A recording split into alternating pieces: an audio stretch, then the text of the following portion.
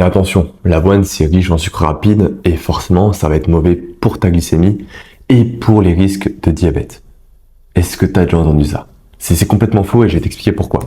Alors oui, l'avoine c'est un indice glycémique qui est élevé. On est à 60, contre, pour donner un repère, environ 58 pour le riz basmati et 65 pour le sucre blanc. Donc ouais, c'est plutôt haut.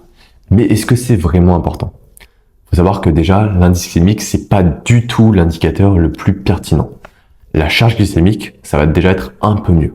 La charge glycémique, ça prend à la fois la quantité de sucre dans l'aliment et la vitesse à laquelle ça va être absorbé. Et ce qui a compté au final, c'est la charge glycémique de ton repas. Je pense que c'est très important de rappeler que l'indice glycémique, on met beaucoup d'importance dessus, on entend beaucoup parler, alors que ce n'est pas du tout quelque chose d'important si tu n'es pas diabétique ou si tu n'as pas de problème de glycémie. On a pu comparer notamment dans cette étude la différence entre une diète avec des aliments très hauts en indice glycémique avec une diète avec des aliments qui ont des indices glycémiques très bas. Ce qu'on s'est rendu compte, c'est que pour des personnes non diabétiques, il n'y avait aucune différence pour le glucose sanguin à jeun, sur la glycémie aucune différence et sur le cholestérol aucun bénéfice à manger des aliments avec un indice glycémique plus bas. Cette suite aliments sucrés égale pic glycémique égale diabète, elle est complètement fausse et il faut vraiment sortir ça de sa tête.